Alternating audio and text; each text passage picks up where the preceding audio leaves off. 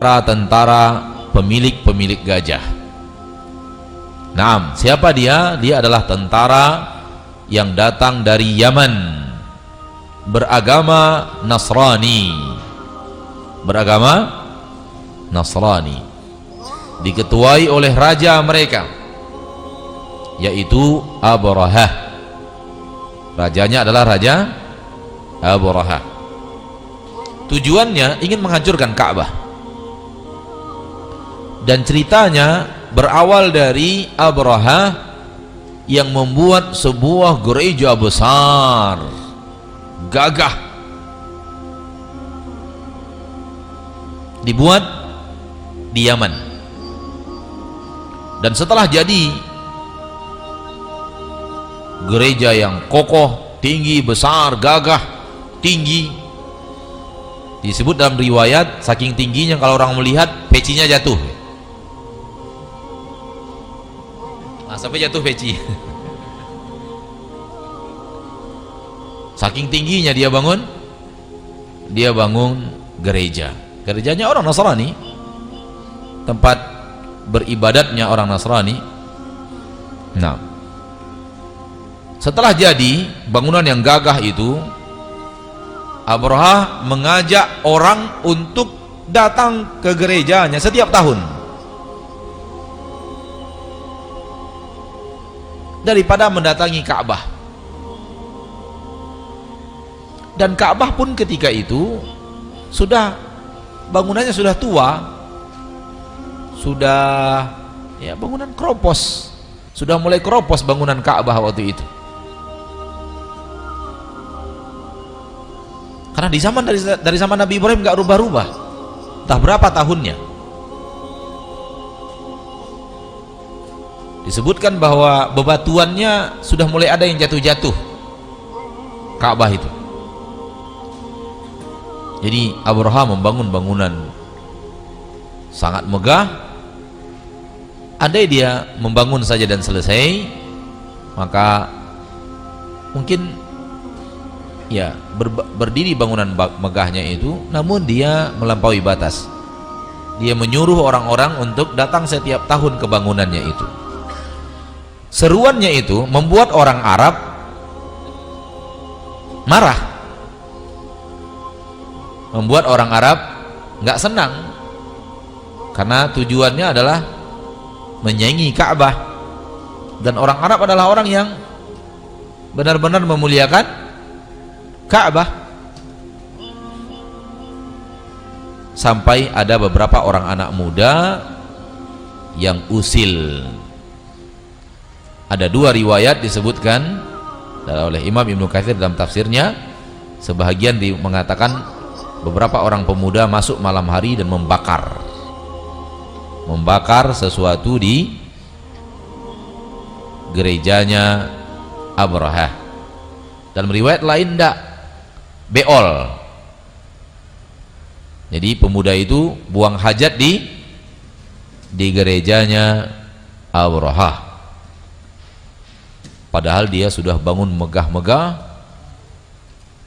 mantap-mantap, dipasang beol sama pemuda Mekah. Akhirnya Abrahah naik pitam dan dia bertekad untuk menghancurkan Ka'bah sehancur-hancurnya. Maka dia susun pasukan terkuatnya. Dia bawa bersamanya gajah. Dia bawa bersamanya apa? Gajah. Dan Abrahah pun akhirnya bergerak dari Yaman menuju saingan gerejanya, yaitu Ka'bah. Orang Arab pencinta Ka'bah tahu Abrahah mau menghancurkan Ka'bah. Mereka membuat pasukan jihad juga. Pasukan jihad mereka, maksudnya pasukan penghadang Abrahah. Tapi setiap bertemu Allah takdirkan KO terus orang Arab. Karena Allah ingin menunjukkan sesuatu. Ingin menunjukkan apa? Sesuatu. Ada Pasukan Arab yang mencoba menghadang, hancur. Ada yang mencoba menghadang, hancur. Dan Abraha mengumumkan kepada mereka, sampaikan kepada mereka orang-orang Arab itu, kami tidak datang untuk memerangi mereka, kecuali yang memerangi kami perangi. Kami hanya datang untuk apa? Menghancurkan Ka'bah.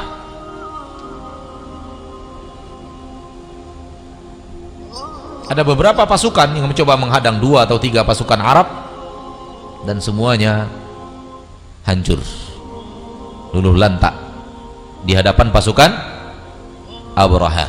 Sampai akhirnya Abraha sudah mendekat ke Mekah, dan dia hanya berjarak beberapa puluh kilo lagi ke Mekah. Dia datang dari Yaman. Dari Yaman ke Mekah perjalanan panjang itu. Di zaman itu perjalanan yang sangat panjang, apalagi perjalanan panjang itu membawa pasukan. Wah, lebih berat lagi tugasnya. Kalau perjalanan panjang itu hanya 2, 3 orang, 4 orang, itu lebih enteng dibanding membawa pasukan. Ditambah pasukan itu banyak hewan-hewan yang harus selalu diberi minum dalam perjalanan padang pasir. Tapi akhirnya mereka sampai juga ke dekat Mekah, dan mereka mengirim pasukan awal. Dan pasukan awal itu tidak ada orang Mekah yang berani menghadang, karena mereka tahu sudah hancur pasukan-pasukan sebelumnya. Dan pasukan awal yang dikirim mengambil harta-harta yang di Mekah, termasuk unta-unta milik Abdul Muttalib. Siapa Abdul Muttalib? Kakek Nabi tercinta. Ada 200 unta Abdul Muttalib diambil waktu itu. Dan Abdul Muttalib mengumpulkan orang-orang Mekah dan mengatakan, kalian tidak akan sanggup berhadapan dengan Abraha. Ya sudah, kosongkan Mekah, tapi mari kita berdoa sebelum mengosongkan Ka'bah. Diajaklah orang-orang Quraisy itu semuanya mendekat ke Ka'bah, lalu kemudian berdoa di dekat Ka'bah. Dan dikatakan bahwa kakek Nabi Abdul Muttalib itu memegang pintu Ka'bah, dan tempat gantungan kuncinya itu dipegang oleh Abraha. Minta tolong kepada Rabb yang menciptakan Ka'bah. Kata Abdul Muttalib, kakeknya Nabi SAW, ketika itu, seandainya memang Rabb ini benar-benar Rabbnya Ka'bah, dia akan melindungi Ka'bah. Tapi kalau seandainya hancur Ka'bah ini, berarti selesai sudah.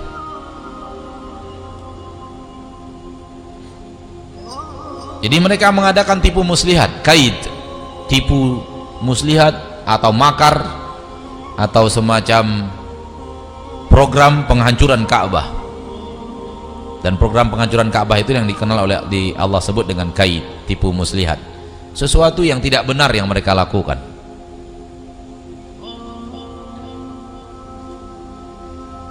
Kemudian sebelum menyerang Ka'bah, menghancurkan Ka'bah, Abraha suruh, tolong cari mana pemuka-pemuka Quraisy, suruh dia menghadap saya.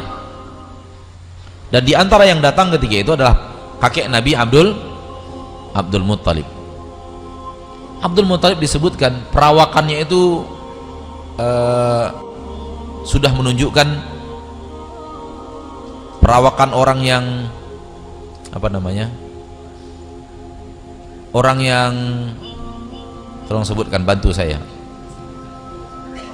berwibawa. Nah, itu enggak keluar dari lisan saya dari tadi. Perawakannya berwibawa, orangnya kalau dilihat orang, waduh, ini pasti orang terhormat, orang apa, sangat berwibawa Abdul Muttalib. Dan memang Abdul Muttalib berwibawa di kota Mekah. Tidak hanya perawakannya saja, memang orang yang disegani, dan seorang kepala suku yang dari Bani Hashim yang disegani di kota Mekah oleh bani-bani lainnya. Bani banyak di kota Mekah. Dan akhirnya melihat Abdul Muttalib datang, Abraha pun terkesima. Wah, ini orang berwibawa datang. Sampai dia turun dari singgasananya dan duduk di lantai, dan mulai ngobrol dengan kakek Nabi Abdul Muttalib. Bagaimana? Apa yang Anda inginkan? Kami datang nih untuk menghancurkan Ka'bah. Kata Abdul Muttalib, saya datang ke sini ingin minta 200 ekor unta saya. Heran Abraha. wahai anda pemimpin Quraisy, salah seorang pemimpin Quraisy, saya datang untuk menghancurkan agamamu, menghancurkan rumah yang di sana engkau beribadat.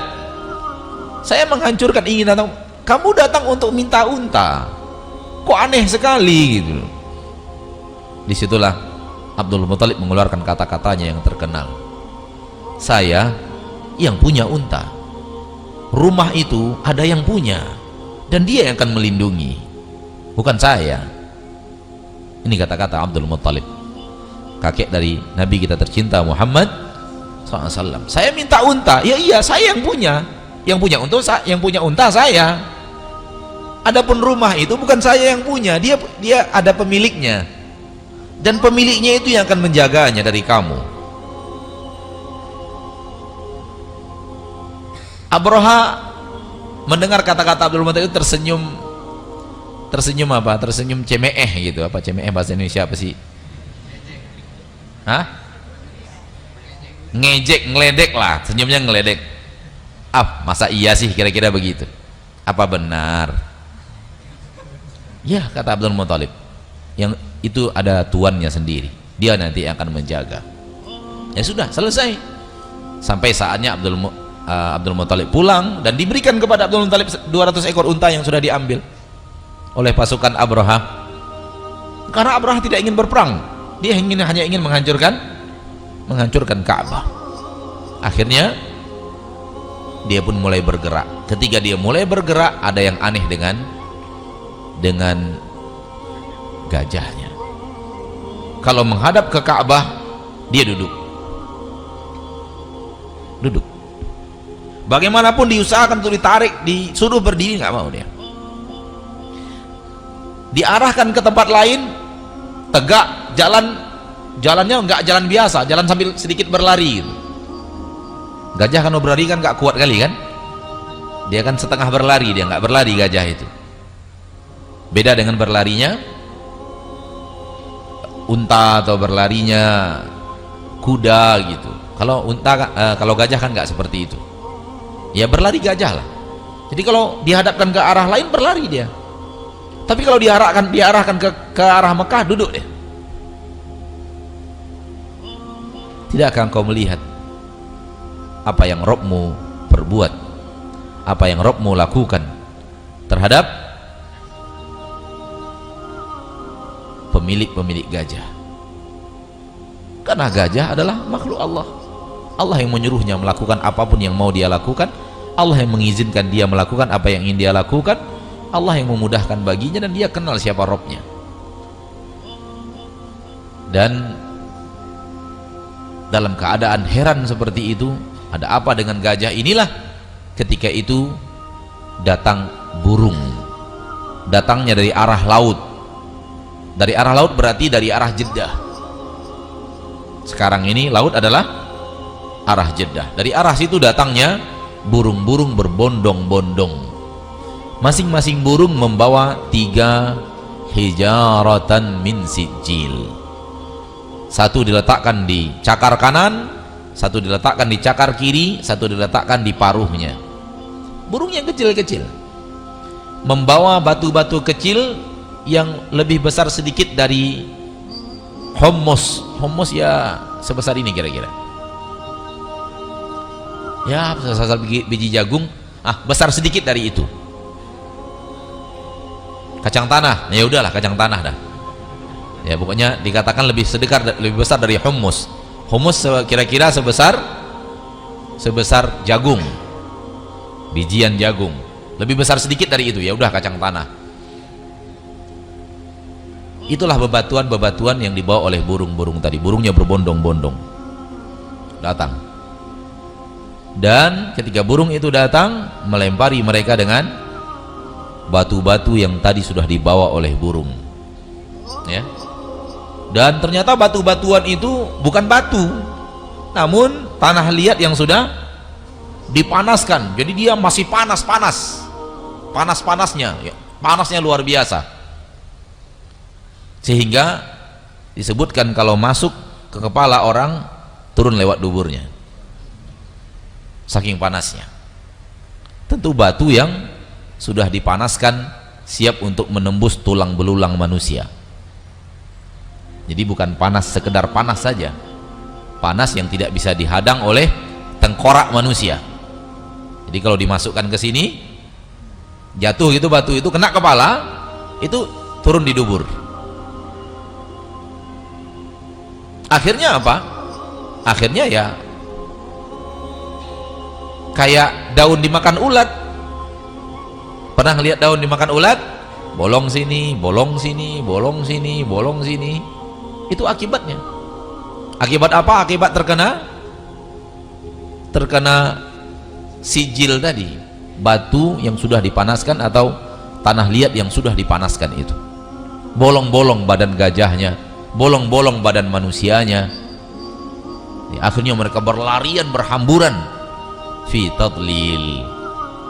Alam yaj'al kaidahum fi tadlil. Tidakkah Allah telah menjadikan tipu daya mereka, tipu muslihat mereka berada dalam sebuah kesesatan yang tidak tahu arah tujuan, hamburadul, semuanya hancur, semuanya tidak ada yang sesuai dengan target, semuanya tidak ada yang beres, semuanya luluh lantak. Dan Allah hanya mengirim untuk mengusir gajah, makhluk lemah, jauh lebih lemah dari gajah, bernama burung. Dan burungnya besar-besar kan, burung-burung kecil yang meletakkan sijil di paruhnya, sijil di cakarnya. Ini menunjukkan bahwa cakar burung itu anti panas. Kalau antum besok mau membuat anti panas, banyak-banyak ternak burung dari sekarang. Itu dari cakarnya itu anti panas, itu anti panas luar biasa, bisa menembus batok manusia tapi masih aman di cakarnya burung. Jadi ini sedikit ilmu pengetahuan. Kalau antum jadi pabrik, buat pabriknya jangan lupa 5% buat anak. Iya, jadi cakarnya burung tidak mengantar panas sehingga burung itu tidak kepanasan. Demikian juga paruhnya tidak kepanasan terkena itu. Apakah ini burung spesial atau burung apa, anda nggak tahu, tapi yang jelas bahwa ini dikenal dengan sebutan toiron ababil, burung ababil, burung yang berbondong-bondong. Apa jenis burungnya, para ulama juga tidak ada kesepakatan akan apa jenis burungnya. Jadi tidak ada jenis burung khusus, namun Allah subhanahu wa ta'ala mengusir sebuah pasukan besar hanya dengan burung-burung kecil. Dan Allah maha bisa atas segala sesuatu. Kejadian ini adalah pemuliaan Allah terhadap Mekah, terutama Ka'bah, bukan pemuliaan Allah terhadap agama Quraisy. Karena manakala dibandingkan antara agama Abrahah dengan agama Quraisy ketika itu, Abrahah lebih mending daripada Quraisy agamanya. Agama Abrahah adalah Nasrani, mengibadati Allah melalui kesyirikan Nabi Isa saja dan ibunya dan Ruhul Qudus, dan itu memang orang-orang mulia. Nabi Isa mulia, ibunya Maryam mulia, Ruhul Qudus, malaikat Jibril mulia. Itu yang disekutukan oleh orang-orang Quraisy dengan Allah, orang-orang Nasrani dengan Allah, Trinitas. Namun orang Quraisy berhalanya bertaburan, batu, Lata, Uzza, kuburan, pohon. Bahkan Isaf dan Nailah itu diriwayatkan ada dua pemuda dan pemudi yang berzina, lalu dirubah jadi batu. Dan itu yang akhirnya diibadati, Isaf dan Nailah yang terletak di Safa dan Marwa. Jadi agamanya Abraha lebih mending daripada agamanya Quraisy. Walaupun kekufuran itu millatun wahidah, kekufuran itu satu paket, semuanya kafir. Akan tetapi kekufuran pun berjenjang, berderajat. Ya, kekufurannya Nasrani tidak sama dengan kekufurannya orang yang menyembah dewa. Kekufurannya orang yang menyembah matahari tidak sama dengan kekufuran orang yang menyembah tikus. Matahari bermanfaat, sebuah benda yang dibutuhkan oleh bumi. Tikus apa? Gitu loh. Jadi kekufuran berjenjang-jenjang ketebalannya, kekufurannya, namun satu paket, sama-sama kufur, dan kalau mereka wafat semuanya ke neraka, waliyadzubillah, dan tidak akan keluar dari neraka untuk selama-lamanya. Jadi, dan orang Quraisy lari ke gunung-gunung. Dikatakan Abdul Muthalib dan beberapa orang-orang pemuka Quraisy naik ke Gua Hira. Jadi nontonnya dari Gua Hira. Jadi lari mengosongkan Mekah dan naik ke gunung-gunung, ingin menyaksikan apa yang terjadi.